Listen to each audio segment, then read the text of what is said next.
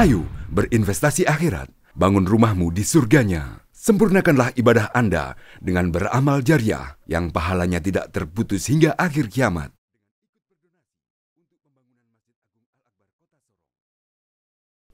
A'udzu billahi minasy syaithanir rajim.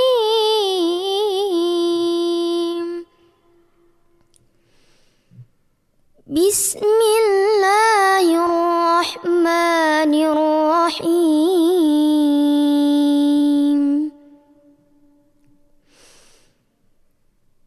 Qalu ud'u lana rabbaka yubayyin lana ma hi. Qala innahu yaqulu innaha baqaratun la faridun wala bik awanun baina dhalik faf'alu ma tu'marun.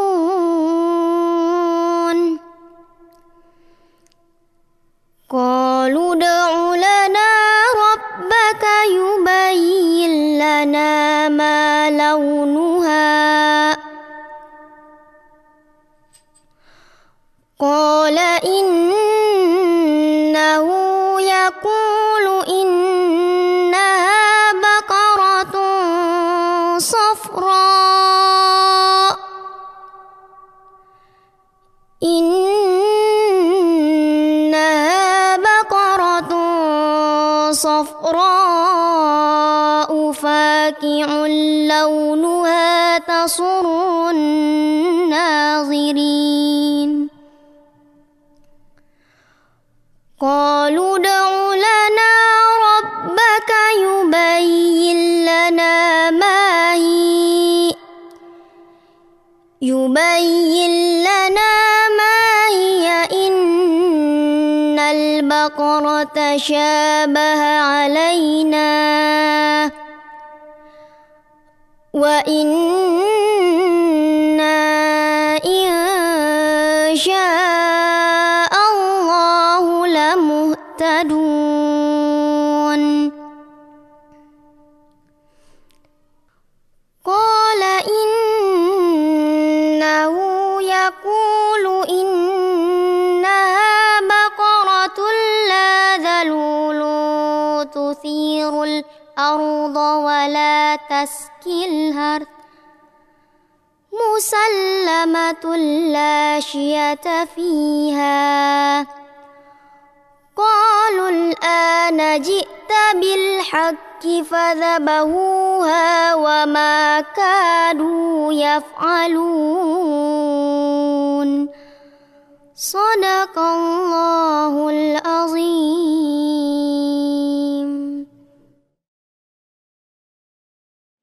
Bismillahirrahmanirrahim. Assalamualaikum warahmatullahi wabarakatuh.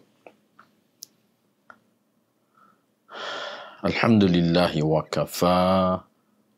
Wassalatu wassalamu ala rasulihil mustafa wa ala alihi wa ashabihi ahlus sidqi wal wafa. Ashhadu an la ilaha illallah wahdahu la syarikalah wa ashhadu anna Muhammadan abduhu wa rasuluh. Kaum muslimin dan muslimat, pemirsa yang semoga senantiasa dirahmati oleh Allah Subhanahu wa taala. Alhamdulillah, perjumpaan kita kali ini masih melanjutkan bacaan dan kajian Al-Quran kita di surah Al-Baqarah. Sekarang ayat yang ke-68 sampai dengan ayat yang ke-71. Di ayat yang ke-68 Allah Subhanahu wa taala berfirman, Qalu ud'u lana rabbaka yubayyin lana ma hiya. Mereka berkata, wahai Musa, mohonkan untuk kami kepada Tuhanmu, agar Tuhanmu itu menjelaskan sapi bagaimana yang dimaksudkan. Qala, Musa berkata, innahu yaqul, sesungguhnya Allah berfirman, innaha baqaratun la faridun wa la bikrun awanun baina dhalik. Dia itu adalah sapi yang tidak terlalu tua dan tidak terlalu muda. Awanun baina dhalik, pertengahan antara keduanya.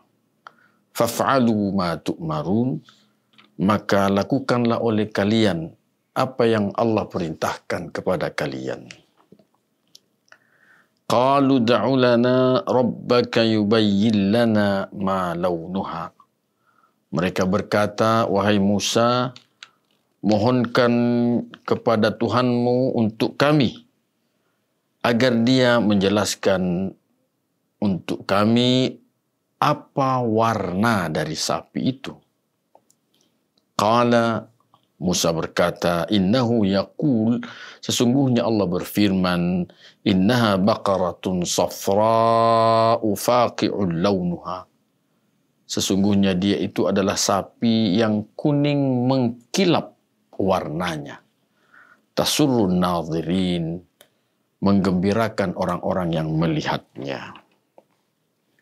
Qalu, mereka berkata, ud'u lana rabbaka yubayyin lana mahi. Mohonkan kepada Tuhanmu untuk kami agar dia menjelaskan sapi bagaimana yang sebenarnya. Innal baqara tashabaha alaina. Sesungguhnya sapi yang dijelaskan itu masih samar-samar bagi kami. Wa inna insyaallahu lamuhtadun. Dan sesungguhnya kami, jika Allah menghendaki, benar-benar kami akan mendapat petunjuk tentang sapi itu. Qala, Musa berkata, innahu yaqul, sesungguhnya Allah berfirman, innaha baqaratun la dhalulun tuthirul ard. Sapi yang dimaksudkan adalah sapi yang tidak pernah dipakai membajak bumi. Wala tasqil harth, tak pula dipakai untuk menyiram tanam-tanaman. Musallamatun, yang tidak cacat. La syiyata fiha, tak ada belangnya. Qalu, mereka berkata, al-ana ji'ta bil haq. Sekarang ini engkau datang dengan membawa kebenaran. Fadzabahuha, maka mereka pun menyembelihnya sapi itu, wa makadu yaf'alun, dan hampir-hampir mereka tidak bisa melakukannya. Kaum muslimin yang dirahmati Allah, beberapa ayat ini masih berkaitan dengan firman Allah sebelumnya di ayat yang ke-67, yaitu ketika Musa berkata kepada kaumnya bahwa sesungguhnya Allah memerintahkan kepada kalian untuk menyembelih seekor sapi. Mereka berkata, atattakhiduna huzwa. Wahai Musa, apakah engkau mengolok-olok kami? Qala, a'udzu billahi an akuna minal jahilin. Musa berkata, aku berlindung kepada Allah bahwa aku termasuk golongan orang-orang yang jahil. Di ayat yang ke-68, mereka meminta kepada Musa agar dijelaskan sapi yang bagaimana yang diinginkan oleh Allah Subhanahu wa taala untuk disembelih itu. Sehingga mereka berkata, qalu da'u lana rabbaka yubayyin lana mahi. Mereka berkata, wahai Musa, mohonkan kepada Tuhanmu untuk kami agar Tuhanmu itu menjelaskan sapi yang bagaimana yang Allah inginkan. Qala, Musa berkata, innahu yaqulu, innaha baqaratun la faridun wala bikrun awanun baina dhalik. Yang Allah inginkan adalah sapi yang tidak terlalu tua dan tidak terlalu muda. Awanun baina dhalik, yang pertengahan di antara keduanya. Faf'alu ma tu'marun. Kemudian Musa berkata, lakukanlah kalian segeralah kalian lakukan apa yang Allah perintahkan kepada kalian. Perhatikan jemaah sekalian, dari perintah yang awalnya ringan, mulai naik menjadi sedikit lebih berat. Mereka awalnya diperintahkan oleh Allah untuk menyembelih sapi, seekor sapi. Pada perintah awal ini, kalau mereka segera melakukannya, tentu yang penting namanya sapi. Apakah sapi tua, sapi muda, anak sapi, atau sapi yang warnanya apa saja, yang penting sapi yang mereka sembelih selesai. Mereka telah menunaikan, melaksanakan perintah Allah Subhanahu wa Ta'ala. Tetapi pertama kali mereka meminta dijelaskan sapi yang bagaimana yang Allah inginkan. Lantas Allah menjelaskan sapi yang tidak terlalu tua dan tidak terlalu muda. Tidak terlalu tua, tidak terlalu muda. Awanum baina dzalik, yang pertengahannya. Kemudian Musa berkata, faf'alu ma tu'marun. Segera lakukan apa yang Allah perintahkan kepada kalian itu. Meskipun ini sudah mulai meningkat sedikit kesulitannya, karena mereka bertanya-tanya sesuatu yang sudah jelas, tetapi ini masih dalam batas mereka bisa lakukan. Sapi yang tidak terlalu tua dan tidak terlalu muda. Pertengahannya. Sehingga Musa mengatakan, faf'alu ma tu'marun. Segera lakukan apa yang Allah perintahkan kepada kalian.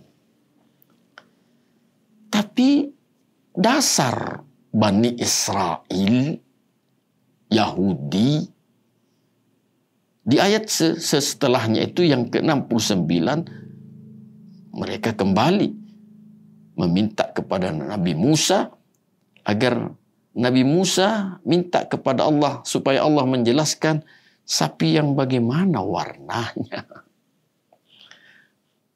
Qala, Musa berkata, innahu yaqul, sesungguhnya Allah berfirman, innaha baqaratun safra'u faqi'ul launuha tasurrun nadhirin. Yang Allah inginkan adalah sapi yang warnanya kuning mengkilap. Tasurrun nadhirin, yang menggembirakan orang-orang yang menyaksikannya, melihatnya. Jemaah sekalian yang dirahmati Allah, kita semua tahu tentang ada berbagai ragam warna kuning. Ya, ada berbagai ragam warna kuning. Warna kuning itu bermacam-macam kuningnya. Tapi yang Allah inginkan, ya, Allah inginkan adalah kuning yang mengkilap. Ulama menyatakan bahwa yang dimaksudkan dengan kuning yang mengkilap adalah warna kuning yang keemasan. Warna kuning keemasan. Ketika disorot oleh matahari, terkena matahari, maka tentu warna kuningnya itu akan menyilaukan. Dan kalau tidak disorot matahari, tetap warna kuning itu menggembirakan orang-orang yang melihatnya. Jamaah yang dirahmati Allah, seumur-umur saya belum pernah melihat sapi yang berwarna kuning keemasan. Ada sih yang kekuning-kuningan, kecoklat-coklatan. tapi bukan kuning emas. Wallahu a'lam. Kalau di Indonesia ini ada di salah satu sudut, di pojok sana, di pulau mana, yang ada sapi seperti ini.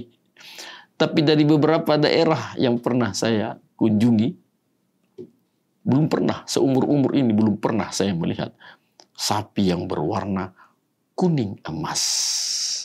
Apatah lagi warna kuning emasnya itu tak bercampur. Tak ada belangnya. Nanti di kemudian hari ayat berikutnya menjelaskan tak ada belangnya. Yang sering kita lihat, katakanlah di daerah kita ini, di Sorong, banyak sapi tetapi ada campuran warnanya. Ada yang kuning tapi kuning kemerah-merahan. Ada lagi yang kakinya itu berwarna putih. Ada lagi, mohon maaf, di bagian ekornya di belakang itu juga berwarna putih. Ada yang berwarna hitam. Ada yang berwarna hitam bercampur dengan kuning kecoklat-coklatan tadi. Ada yang berwarna hitam bercampur dengan warna putih. Ada belangnya, berbelang. Artinya ada campuran warnanya. Tidak polos satu warna, tidak. Perhatikan jemaah sekalian. Ya. Dari perintah yang ringan menjadi perintah yang berat. Mulai naik. Jadi sapi yang tidak terlalu tua dan tidak terlalu muda. Mereka bertanya lagi, Allah tingkatkan kesulitannya. Sapi yang berwarna kuning emas menggembirakan bagi yang melihatnya. Sampai di situ mereka masih bertanya. Qalu ud'u lana rabbaka yubayyin lana ma hiya. Mereka berkata, wahai Musa, mohonkan kepada Tuhanmu untuk kami agar dia menjelaskan bagaimana sapi itu. Innal baqara tashabaha alaina. Sesungguhnya sapi yang dijelaskan, yang engkau katakan tadi itu masih samar-samar. Pemirsa, masih samar-samar. Itu kata mereka.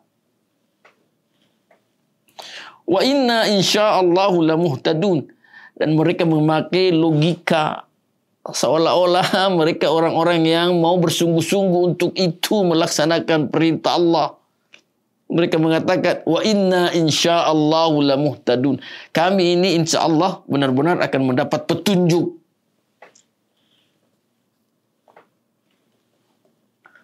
Terakhir, pertanyaan mereka itu dijawab oleh Allah Subhanahu wa taala lewat Nabi Musa. Qala innahu yaqul. Musa berkata, sesungguhnya Allah berfirman, innaha baqaratun la dhalulun tuthirul ard. Sapi yang dimaksudkan adalah sapi yang belum pernah dipakai membajak sawah. Wala tasqil harth. Sapi yang tidak pernah dipakai untuk menyiram tanam-tanaman. Musallamatun. Sapi yang tidak ada cacatnya. Tidak tergores kulitnya, tidak tergores telinganya, tidak tergores kakinya, tidak tertusuk kukunya, tidak matanya sehat, tidak sakit mata. Tak ada cacatnya. Musallamatun. Terus la syiyata fiha. Tak ada belangnya. Tak bercampur dengan warna lain. Jemaah sekalian yang dirahmati Allah. Semakin sulitlah mereka mencari sapi yang mereka sendiri mempersulit dirinya itu dengan mengajukan berbagai macam pertanyaan. Ada riwayat jemaah sekalian tentang sapi itu.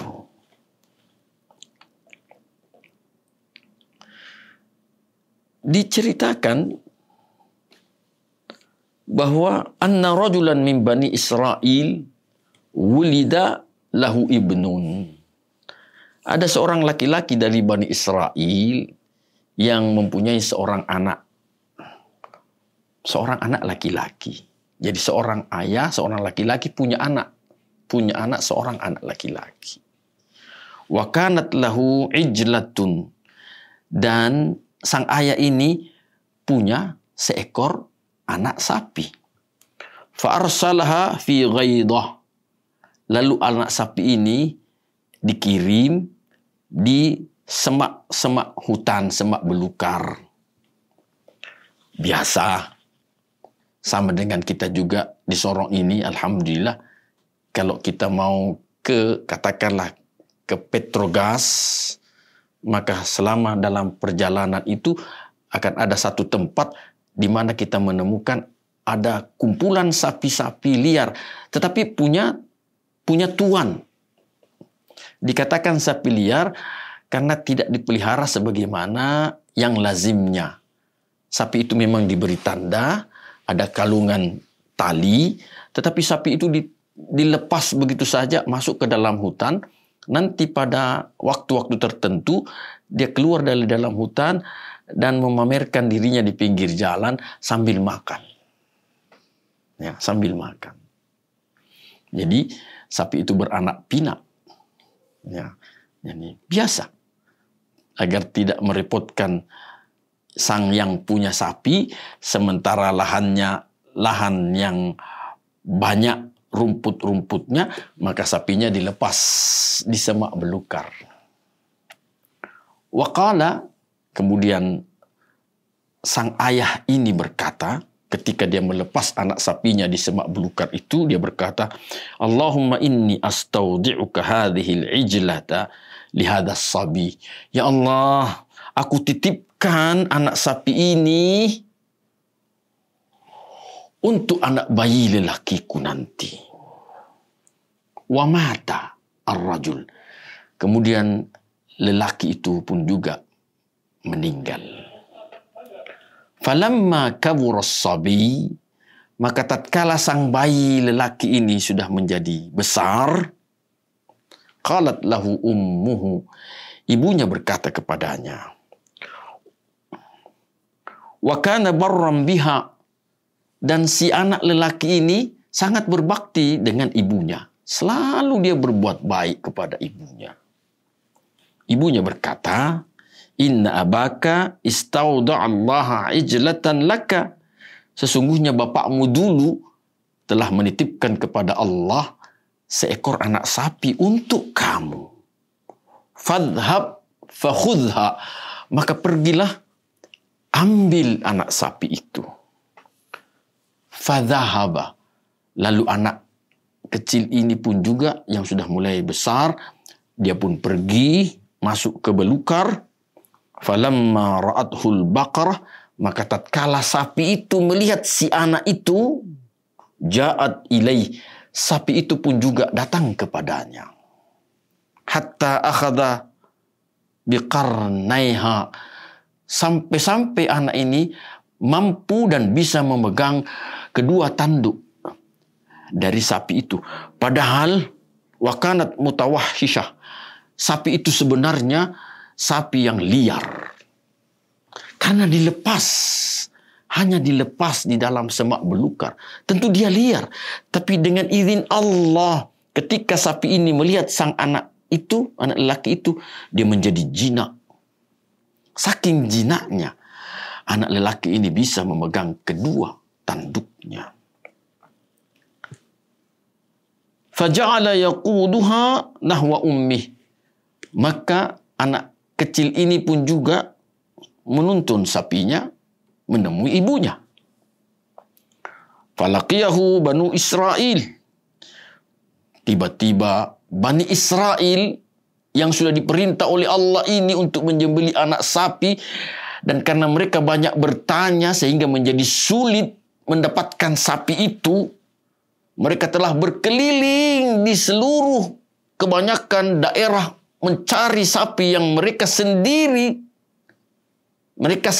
persyaratkan itu, minta dipersyaratkan, keliling mereka mencarinya, tidak mereka temukan. Dalam hampir keputusasaan mereka menemukan anak tadi yang menuntun sapinya menjumpai ibunya. Falaqiyahu banu Israil wa wajadu baqaratan ala sifati allati amaru biha, dan mereka mendapati sapi yang dituntun oleh anak kecil itu sama seperti yang mereka pertanyakan, minta dijelaskan pertanyaan mereka itu. Sapi yang tidak terlalu tua dan tidak terlalu muda. Sapi yang warnanya kuning keemasan yang menggembirakan orang-orang yang melihatnya. Sapi yang tak pernah dipakai membajak tanah, tak pernah dipakai menyiram tanaman. Sapi yang tak ada cacatnya, tak ada belangnya. Dalam riwayat jemaah sekalian, fasamu, lalu mereka Banu Israel itu memberi minuman sapi itu dengan minuman yang bercampur racun, obat. Fashtatta alaihim. Kemudian sapi itu pun juga setelah diberi racun, diberi obat penjinak, maka sapi itu pun juga menjadi jinak dan mereka mampu untuk, Banu Israel mampu untuk menggapainya. Diriwayatkan oleh Ikrimah bahwa sapi itu mereka beli dari anak kecil yang yatim itu seharga salah satu dananir, hanya 3 dinar saja. 3 dinar saja. Padahal sapi itu sapi yang sulit, sangat-sangat sulit didapatkan. Dan dalam riwayat bahwa wa dzakara al-Makki anna hadhihi al-baqarah nazalat minas sama. Makki menyatakan bahwa sapi ini Allah turunkan dari langit. Artinya kalau hanya di bumi saja tidak mungkin ditemukan sapi seperti itu. Dimiliki oleh anak yatim, seorang anak yatim. Yang dahulu sebelum ayahnya meninggal, anak sapi ini dititipkan kepada Allah untuk anak bayinya yang masih kecil tadi. Tetapi mereka hanya membeli dengan 3 dinar saja. Jemaah yang dirahmati Allah. Tentu ini kezaliman. Kezaliman. Jadi zalim di atas zalim. Mereka menzalimi dirinya karena dari perintah yang ringan, kemudian mereka banyak bertanya, akhirnya perintah itu menjadi berat. Mereka menzalimi diri mereka sendiri. Setelah bersusah payah pun juga mereka dapatkan sapi itu, mereka membelinya dengan harga yang sangat murah, menzalimi orang lain yang notabene anak yatim. Jemaah yang dirahmati Allah. Inilah karakteristik orang-orang yang tentu jauh dari rahmat Allah Subhanahu wa taala. Tetapi di balik cerita ini, kisah yang Allah ceritakan ini, karena di ayat yang lain Allah nyatakan faqsusil qasasa la'allahum yatadzakkarun. Hai Muhammad, ceritakan kisah-kisah yang ada dalam Al-Qur'an. Mudah-mudahan mereka itu senantiasa mengingat-ingat. Kita mengambil pelajaran dari kisah yang Allah paparkan di dalam Al-Qur'an ini. Apa pembelajaran yang kita dapat ambil? Jemaah sekalian, Rasulullah SAW, beliau pernah bersabda dalam hadis yang sahih. Qala Rasulullah sallallahu alaihi wasallam, "Thalathu muhlikatin." Ada 3 hal yang mendatangkan kebinasaan. 3 penyebab datangnya kebinasaan.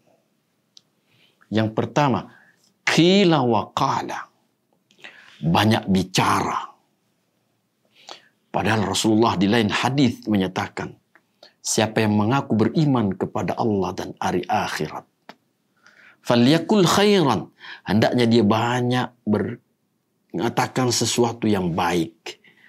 Dia mengatakan sesuatu yang baik. Auliyasmut. Kalau dia tidak bisa berkata-kata yang baik, lebih baik dia diam. Karena diamnya dia lebih baik daripada banyak bicara. Orang yang banyak bicara tentu banyak potensi salahnya. Orang yang banyak bicara tentu banyak kemungkinannya dia terperangkap kepada membicarakan orang lain. Dia membicarakan hal-hal yang bisa bernuansa dusta. Sekalipun itu menurut orang menghibur. Dan ini dilarang oleh Rasulullah. Membicarakan sesuatu dusta meskipun menghibur dilarang oleh Rasulullah sallallahu alaihi wasallam. Qila wa qala. Hal yang pertama yang menyebabkan orang menjadi binasa. Yang kedua, wa kathratus su'al, banyak bertanya. Inilah Bani Israel. Banyak bertanya. Sehingga mereka membinasakan diri mereka sendiri. Bisa dibayangkan. Sapi yang mereka inginkan itu adalah sapi yang diturunkan oleh Allah dari langit.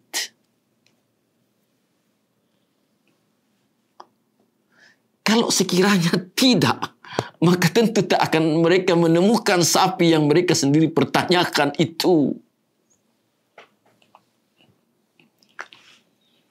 Jamaah yang dirahmati Allah. Tentang bertanya, memang salah seorang sahabi, Ali bin Abi Thalib, karramallahu wajhahu, beliau berkata, as-su'alu miftahul ilm. Bertanya itu adalah kuncinya ilmu. Dan kita bertanya, tentu pertanyaan kita ditujukan kepada yang ahlinya. Fas'al ahla dzikri in kuntum la ta'lamun. Tanya orang ahli zikir yang punya ilmu kalau sekiranya kalian tidak tahu. Jadi kita bertanya untuk tahu dan pertanyaan kita itu ditujukan kepada yang ahlinya. Jangan kita bertanya kepada Ruwaibidah. Siapa Ruwaibidah itu? Orang yang tidak punya kapasitas dan kapabilitas, tak ada ilmunya. Lantas dimintai untuk berfatwa. Maka fatwanya sesat dan menyesatkan. Ini yang diingatkan oleh Rasulullah SAW. Beliau Rasulullah pernah menyatakan satu saat nanti akan datang masa nanti. Yukadzabus shadiqu wa yusaddaqul kadzabu. Orang yang suka berdusta dibenarkan ucapannya. Sementara orang yang jujur didustakan ucapannya. Kemudian yang ketiga, wa yuntaqu fiha ar-ruwaibidah. Pada masa itu Ruwaibidah diminta pendapatnya. Qila, ditanya Rasulullah, siapa itu Ruwaibidah ya Rasulullah? Beliau menjawab, orang yang tidak punya kapasitas dan kapabilitas. Ditanya tentang sesuatu. Padahal dia tidak punya kemampuan untuk itu, tapi dia memberi jawaban dan celakanya orang semua mendengarkan jawaban dari dia. Sekali lagi jamaah sekalian, kalau kita ingin kemaslahatan, kalau ada sesuatu yang kita tidak tahu, tanyakan kepada ahlinya. Fas'al ahla dzikri in kuntum la ta'lamun. Tetapi jangan coba-coba ingin menguji-nguji mereka. Dengan cara bertanya. Dia sudah tahu tapi tanya. Akhirnya ini yang dipersyaratkan oleh Rasulullah. Termasuk ciri orang yang mendatangkan kebinasaan adalah kathratus su'al. Banyak bertanya. Bisa juga dikatakan banyak meminta. Dia meminta sesuatu, sudah dipenuhi permintaannya, minta yang lain, minta yang lain, minta yang lain. Maka ini juga termasuk kathratus su'al. Hal ketiga yang membinasakan adalah wa idha'atul mal. Menyia-nyiakan harta. Harta dipakai dan dibelanjakan bukan untuk kebutuhan pokok. Hanya untuk lifestyle, gaya hidup. Menyia-nyiakan. Menggunakan harta dipergunakan bukan untuk hal-hal yang penting. Tidak. Hati-hati jemaah sekalian. Bisa jadi tanpa kita sadari, kita terperangkap kepada persoalan yang ketiga ini. Idha'atul mal, menyia-nyiakan harta. Berapa ragam, berapa macam sepatu yang kita miliki. Ada orang yang mengoleksi sepatu sampai hampir ratusan pasang.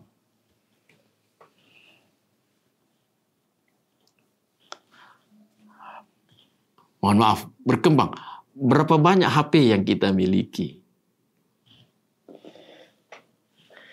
Apakah itu sesuai dengan yang kita butuhkan?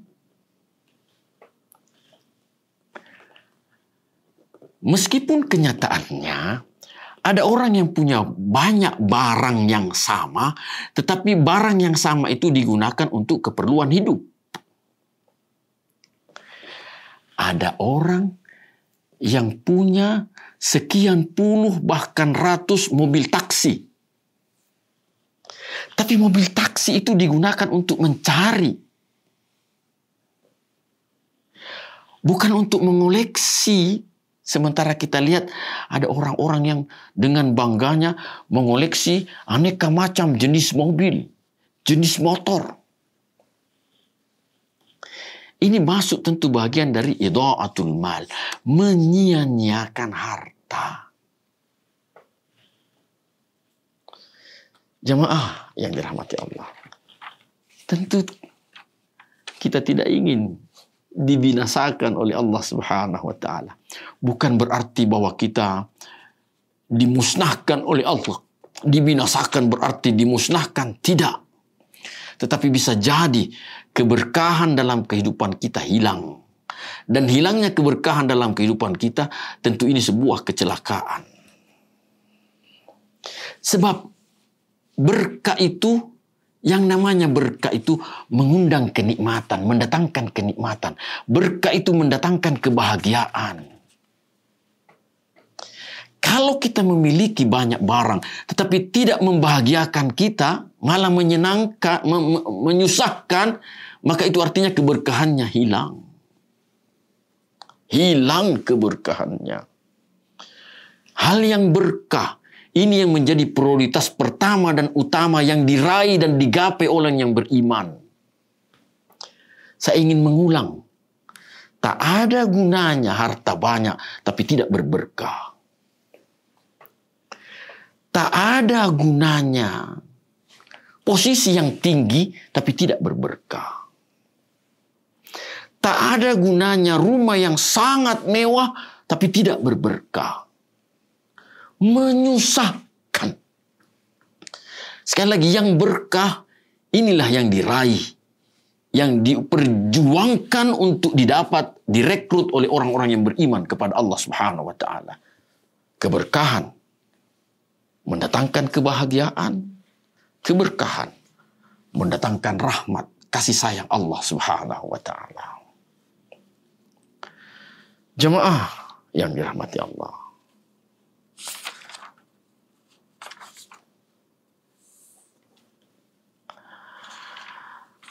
Memuliakan anak yatim, sapi ini sapi satu-satunya yang dimiliki oleh anak yatim. Memuliakan anak yatim sebuah keniscayaan dalam syariat Islam. Mereka yang tidak memuliakan anak yatim, Allah cap sebagai pendusta, salah seorang pendusta agama. Bukankah Allah nyatakan, ara'aital ladzi yukadzibu biddin fadzalikal ladzi yad'ul yatim. Tidakkah kau melihat si pendusta agama? Itulah diantaranya orang-orang yang menghardik anak yatim. Menghardik anak yatim itu artinya merendahkan harkat martabat diri anak yatim. Di lain hal, Rasulullah SAW menyatakan, ana wa kafilul yatama hakadha fil jannah. Saya, kata Rasulullah, dan orang yang menyantuni anak yatim, begini nanti di surga. Jari telunjuk beliau dilekatkan dengan jari tengahnya. Hakadha fil jannah. Ana wa kafilul yatama hakadha fil jannah. Saya dan si penyantun anak yatim, begini nanti di surga. Karenanya jemaah sekalian, kalau sekiranya ada di antara kita yang punya keluarga yatim, maka tentu kewajiban kita menyantuni anak yatim yang notabene keluarga kita. Ini didahulukan. Menyantuni anak-anak yatim orang miskin di panti asuhan, ya mulia. Tetapi jangan lupa keluarga kita. Ada di antara keluarga kita yang butuh bantuan. Ada di antara keluarga kita yang notabene statusnya anak yatim. Mereka lah yang paling berhak dan harus didahulukan untuk kita santuni. Bukankah Rasulullah pernah menyatakan, khiyarukum li ahli? Yang terbaik di antara kalian, hai orang-orang Islam, hai orang yang beriman, adalah yang terbaik terhadap keluarganya. Istri, anak-anak kita, ya keluarga kita. Saudara-saudara kita dan anak-anaknya, ponaan kita, ya keluarga kita. Sepupu-sepupu kita, ya keluarga kita. Maka hadis ini yang menyatakan khiyarukum li ahli, yang terbaik di antara kalian adalah siapa yang terbaik terhadap keluarganya. Ini hendaknya menjadi hal yang perlu untuk kita perhatikan. Jangan diabaikan. Jangan menjadi orang yang baik terhadap orang lain, yang notabene tak ada hubungan kekeluargaan, tapi buruk dalam pandangan keluarganya. Royal, suka memberi kepada orang lain, tapi pelit di dalam keluarganya. Tentu ini berlawanan dengan penjelasan Rasulullah SAW. Jemaah sekalian, kalau kita mengalami musibah, siapa yang paling cepat dan paling setia mendampingi kita? Tentu keluarga kita. Maka sekali lagi, perbaiki. Berbuat baiklah kita kepada mereka. Berbuat baiklah kalau sekiranya ada keluarga kita yang yatim. Jemaah yang dirahmati Allah. Tentu yang diharapkan sekali lagi bahwa benar-benar ada perubahan sikap dari paparan-paparan ayat-ayat Al-Quran yang sering kita dengarkan, atau ada lentingan penyampaian ayat Quran yang mudah-mudahan melahirkan kesadaran yang berarti pada diri kita dan mendorong kita untuk senantiasa meningkatkan amal kita. Peningkatan amal itu artinya ada upaya untuk meningkatkan kualitas dan kuantitas diri kita. Kualitas diri kita dan kuantitas amalan-amalan kita. Seiring perjalanan waktu, maka kita juga berjuang untuk senantiasa meningkat. Mudah-mudahan kita termasuk ke dalam kelompok orang yang dinyatakan Rasulullah SAW, khairun nasi man tala umruhu wa hasuna amaluhu. Manusia yang terbaik adalah orang yang umurnya bertambah, tetapi semakin diperbaiki amalan-amalannya. Wa syarrun nas, manusia yang buruk, kata Rasulullah, man tala umruhu wa sa'a amaluhu, orang yang umurnya bertambah, tetapi kejelekannya, keburukannya yang lalu-lalu hingga sekarang ini masih lestari, masih ada. Belum ada perubahan. Allah juga mengingatkan di dalam surat Tahrim, dan ini perintah. Ya ayyuhalladzina amanu ku anfusakum wa ahlikum nara. Hai orang yang beriman, jaga, pelihara, selamatkan dirimu, baru setelah itu keluargamu, dari segala hal yang menyebabkan engkau masuk ke dalam api neraka. Semoga Allah Subhanahu wa Ta'ala senantiasa menyayangi kita, dan kasih sayang Allah itu diantaranya tertuang bahwa Allah menjaga kita untuk tidak melakukan hal yang tidak diridhoi oleh Allah, dan Allah senantiasa memberi kita sugesti, semangat untuk melakukan hal-hal yang diridhoi oleh Allah Subhanahu wa Ta'ala. Hadanallah wa iyyakum ajma'in. Assalamualaikum warahmatullahi wabarakatuh. Ayo dukung media dakwah Masjid Agung Al-Akbar dengan ikut berdonasi pengadaan alat multimedia dan operasional dakwah. Usia boleh terputus, pahala jariah mengalir terus.